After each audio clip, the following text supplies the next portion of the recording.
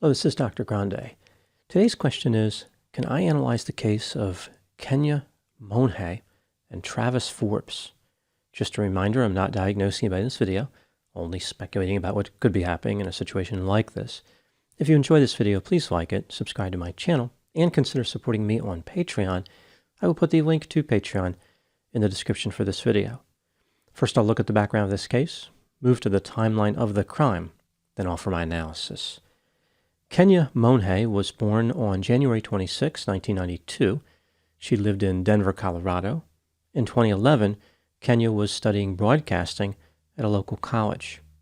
Travis Forbes was born on October 4, 1979, and lived in Denver. He accumulated an extensive criminal history throughout his life, including charges for burglary, assault, and harassment. Eventually, he started a sandwich and granola bar business, which he operated from a bakery on South Trenton Way in Denver. Now moving to the timeline of the crime. On March 31, 2011, 19-year-old Kenia and two of her female friends went out for a night of partying. Kenia had fake identification, which she used to enter the 24K bar on Market Street just after 11 p.m. She became extremely intoxicated and disruptive. Kenia was kicked out of the bar by a bouncer at around 1 a.m., now on April 1, 2011. She was with a young man who was also escorted out. Kenia left her cell phone, purse, and car keys on a table in the bar. Later on April 1, Kenia's family members noticed that she was missing. The friends gave her property, including her cell phone, to her stepfather. He reported Kenia missing to the police at about 9:40 p.m. Here's what the police found during their investigation. The police tracked Kenia's movements after she was kicked out of the bar using video available from surveillance cameras in the area. They saw her enter an apartment building on 15th Street. She was with a young man. At about 1:15 a.m., she was seen coming out of the elevator on the 5th floor. As she was walking down the hallway behind the young man, it was clear that Kenia was intoxicated. A few minutes later, she returned to the elevator and exited the building. The police spoke to the young man. He said that Kenia was in his apartment for a few minutes and then left.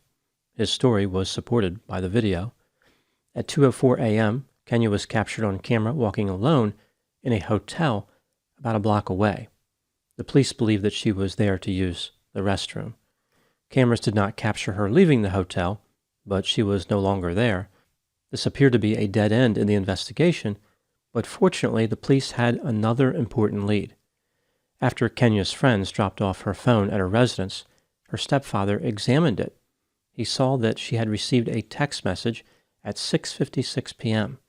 The message read, quote, "Hey, this is Travis, the guy who gave you a ride last night, white creepy van.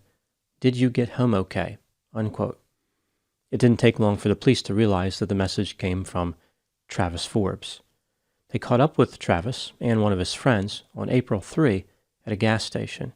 Travis and his friends said that they observed Kenia talking to a transient man in the area of 15th Street and California Street. This was at about 2 a.m. She appeared to be very intoxicated, therefore they offered to take her to Club Lavish, which is where she said her car was parked. The three individuals were unable to locate the vehicle, therefore Travis offered to take Kenia home in his white cargo van. He dropped his friend off and continued with Kenia in the van. So at this point, only Travis and Kenia were in his vehicle. When they were on Spear Boulevard, Kenia requested a cigarette. Travis pulled into a Conoco gas station, but it was closed. Kenia exited the van and approached a man on the street who was smoking. She asked him for a cigarette, and he gave her one. Travis said that the man went by the name Dan. Kenia and Dan talked in Spanish for a while as they smoked. When they were done smoking, Kenia and Dan walked off together. Travis asked Kenia if she was okay, but she did not respond. At this point, Travis drove to his girlfriend's house. The police looked at the inside of the white cargo van and noticed that it was exceptionally clean in the cargo area, but dirty in the front of the vehicle. The van smelled like bleach, and the carpet in the cargo area was new. On April 5, the police conducted a formal interview of Travis at Denver Police Headquarters. he repeated the same story. He gave Kenia a ride, they stopped, and she walked off with a guy named Dan. Travis went to his girlfriend's residence, arriving between 3 and 3:30 a.m. He left for work at about 8:30 a.m. His girlfriend's name was Carrie Humphrey. The police spoke to Carrie. She confirmed the alibi that Travis had supplied. Despite this alibi being corroborated, the police were still suspicious of Travis Forbes. The gas station Travis referred to was obviously closed at the time when Travis claimed to stop there looking for cigarettes. Like the station was completely dark, nobody would have pulled in there believing it could have been open. Also, the bakery where Travis worked had supplied surveillance video to the police. On April 1, cameras at that business captured Travis engaging in suspicious activity. For example, he was seen rolling a cooler into a freezer, carrying a roll of carpet from his van, and handling a bottle of bleach. Travis was spotted in an office wearing yellow gloves, and he disabled the camera system. On April 6, investigators examined data from Travis's cell phone and discovered that it was not anywhere near Carrie Humphrey's home on April 1 between 3 and 8 a.m. On April 26, the police spoke to Carrie again. She told them the same story. They told Carrie that they knew she was lying. She changed her story and said that Travis asked her to lie and say that he was at her home. She never asked him why he made this request, but Travis offered an explanation. He said that he was sleeping in his van and it would look bad for him not to have an alibi when a woman went missing in the area. Later, he said that he was on a marijuana run during the time when the victim disappeared. The police were fairly confident that Travis was the killer. They arrested him on May 4 in Austin, Texas, on suspicion of auto theft. He was interviewed again and continued to deny any involvement in Kenia's death. Travis was released after the victim in the auto theft case refused to press charges. This turned out to be a catastrophic mistake. On July 5, 2011, Travis viciously attacked a woman named Lydia Tillman and set her apartment on fire. She survived, but was severely injured. She spent 5 weeks in a medically induced coma. Investigators found DNA on the victim and sent it to a lab to be analyzed. As they were waiting for the results, they were getting pretty nervous about what Travis was up to. On July 10, they stopped Travis as he was walking on a street and asked him questions. He told the police his name was Travis Kennedy. One could argue that Kennedy is probably not the best choice for an alias when suspected of killing a young woman, but this is what Travis selected. The police let Travis go, but then saw him following an intoxicated woman through a poorly lit neighborhood. They were concerned he was going to attack someone else if they didn't. Just before Travis was about to make bail, the DNA recovered in the Lydia Tillman case was matched to Travis. Travis was given an upgrade in his charges to attempted murder and arson. The police once again questioned him about the murder of Kenia Monge.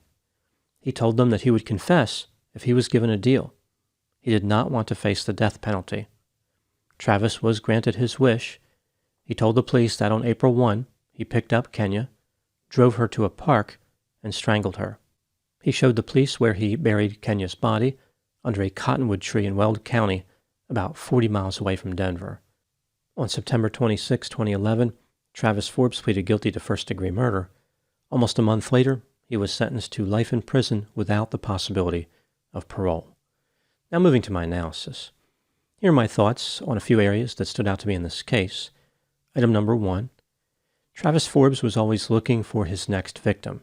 He knew that he was a suspect in Kenia's murder, yet he attacked another woman, and he was seen following yet a third potential victim when he was arrested 5 days later. Travis appeared to have an obsession which no number of compulsions could satisfy. No matter how many times he offended, he always wanted more. Item number 2. Travis could have escaped responsibility for murdering Kenia.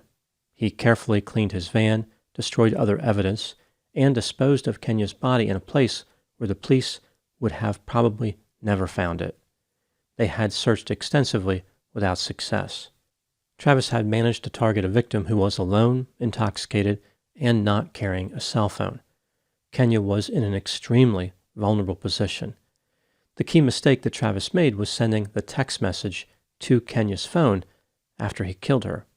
It's almost like his anxiety pushed him into making a bad decision. He didn't know if anyone had seen him with Kenia or if surveillance cameras had captured them together. If he became a suspect, he knew the police could track his movements by looking at his cell phone data. Travis decided to be proactive and introduce himself into the investigation. He wanted to find out how much the police knew about his connection to Kenia. If Travis had simply done nothing, he probably never would have been arrested for the murder. If the police didn't know who he was, they could not have examined his cell phone data. When Travis placed himself with Kenia right before she went missing, he created a series of problems for himself, including with his alibi. This brings me to item number 3. Travis convinced his girlfriend, Carrie Humphrey, to lie for him by supplying him an alibi. She did not know what Travis had been doing, but she still thought it was a good idea to lie to the police to protect him. Carrie pleaded guilty to attempt to influence a public servant, false reporting to authorities, and perjury in the second degree. She was sentenced to 60 days in jail, 2,000 hours of community service, and she must seek mental health counseling. Carrie talked to the media about her relationship with Travis. She said that they met through mutual friends. Travis came very highly recommended by all of them. There was an instant attraction. Travis had a tendency to draw people into conversations. He could find a way to relate to what you've been through. Carrie said that she felt understood, let her guard down, and trusted him.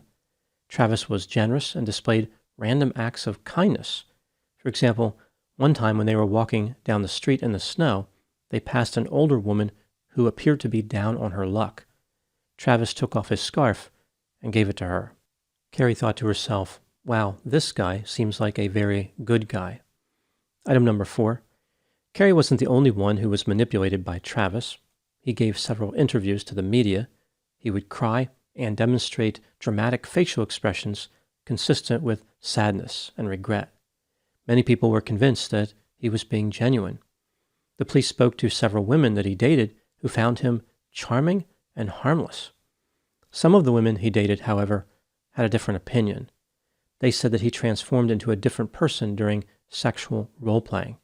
The look on his face indicated he enjoyed inflicting pain. There is this sense that his sadism would take over, like he could not resist giving in to his desires. Item number 5. The owner of the bakery where Travis worked talked about her interactions with Travis. He told her several lies. The owner confronted Travis and he admitted that he lied. He said, "I need to have people think highly of me, have a high estimation of me. All my problems have stemmed from my wanting people to be proud of me." The owner also said that Travis had a violent temper. For example, he once sent her a text message containing obscenities because one of his employees did not bake muffins properly. Travis's mighty meltdown to miserably mishandled muffin making was not the only manifestation of his mounting and monumental mayhem. One time he went into a half-hour rage and punched his van after one of the coolers was stolen. He was probably thinking, oh great, what am I going to do with the bodies now?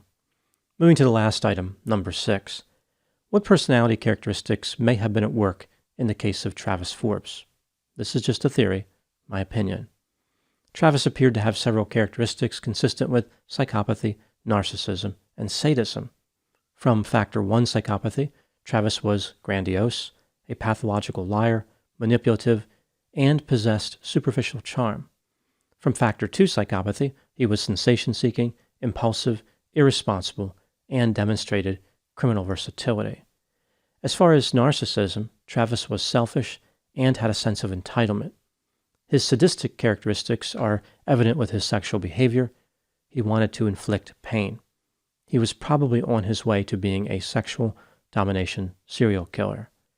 What made Travis particularly dangerous was his style of manipulation. He was much more sophisticated than most aspiring serial killers. When interacting with people, he allowed them to talk. Travis appeared to be empathic. He was a good listener.